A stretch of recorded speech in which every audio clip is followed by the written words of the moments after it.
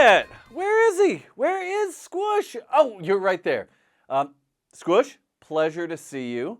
I hope that you've been having a good week. Oh, wait, what is going on? What's going on with your sleeve there?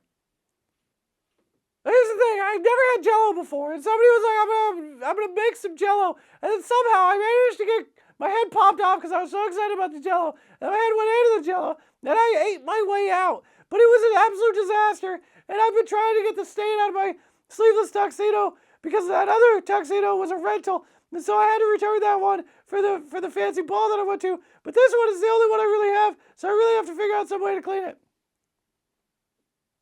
Okay, that's fair. I don't have a lot of advice. I think you're supposed to use seltzer water, but I think you're supposed to do that right after. Have you ever heard that? Yeah, of course I've heard that, but it doesn't help me because I need to use it right after. Yeah, I'd love some advice that actually helps me right now. Do you have any advice that helps me right now? I'm afraid I don't. I'm sorry. I do have a book that might make you feel better. Sometimes when we have a strong feeling, we don't know exactly what to do with it. And this book kind of helps you understand what you could do with it. It's called In a Jar. In a Jar. Llewellyn was a collector. He collected things in jars. When he held a jar and peered inside, Llewellyn remembered all the wonderful things he had seen and done. He collected small, ordinary things like buttercups, feathers, and heart-shaped stones. And one night, the sunset painted the sky the color of tart cherry syrup. Llewellyn ventured down to the shore with as many jars as he could carry. A little girl named Evelyn was there too. Llewellyn scooped that cherry light into his jars, and when he was done, he gave one to Evelyn. Evelyn took the jar home, and to her surprise, it glowed through the night with the memory of that sunset. From then on, Llewellyn and Evelyn collected things together. They collected things hard to hold, like rainbows, the sound of the ocean, and the wind just before snow falls. They collected things you might not think would even fit in a jar, but somehow they did. They collected the wonders of winter, the newness of spring, and the long days and shadows of summer. Over time, their jars filled the walls of Llewellyn's house. But one day, Evelyn had sad news. Her family was moving to a new town. Too soon, it was time to say goodbye. With Evelyn gone, Llewellyn's heart felt like an empty jar. One night, Llewellyn lay awake. Falling stars glittered against the dark sky. He wondered if Evelyn could see them too.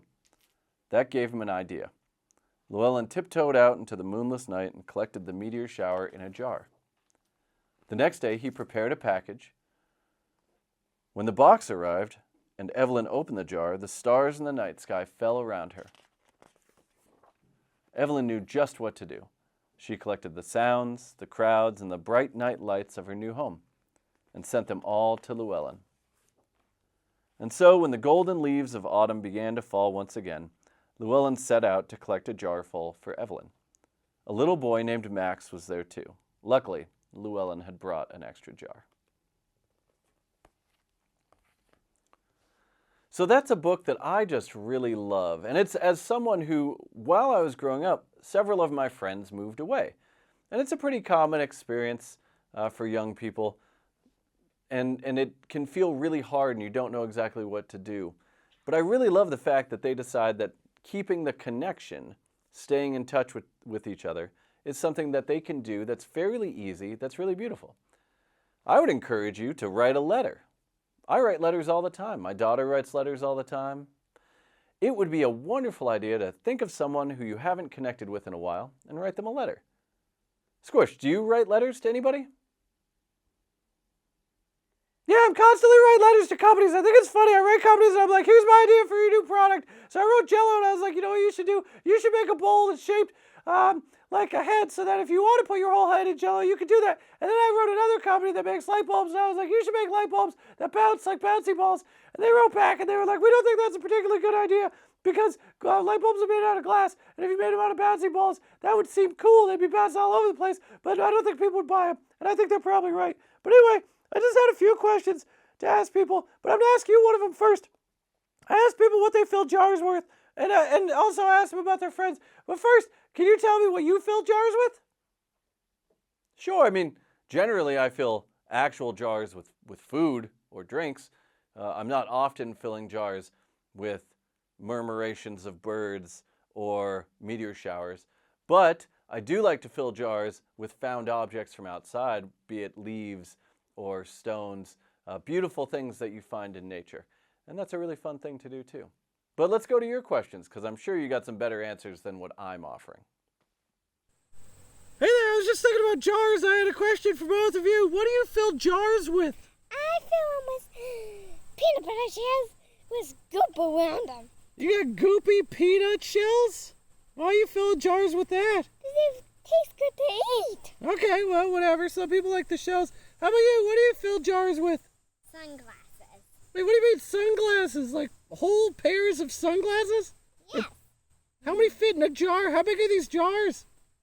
Are they big jars? Yes. Oh, well, that explains it. Thanks. Hey, ladies, great to see you again. Wait, you look different. What's different about you? Wait, you have feet? You didn't have feet? That's very confusing. Anyway, I'm just going to move on. I just had another question for you. Can you tell me about one of your friends? Feather. She's really sweet, and I like her. And she'd be nice to my other friend. That's the best kind of friend. A friend who's good to other friends. That's friends. That's friends. I like it. How about you? Who's one of your friends? Mine is, Fairy Wing, and Fairy Wing? It sounds like you're making her up. Is she a real person? she's my best friend. Oh, what's she like? Tell me something about her. She's so nice. She's nice to every single one of my friends. Well, you two are lucky. You got some friends who are good friends. Those are the best friends. Thanks. As always, I love the answers, and I love spending this time with you, Squish, and to everyone who's watching. In a Jar, terrific book, great message, and a great excuse to reconnect with someone. Squish, until next time, bye-bye, everyone.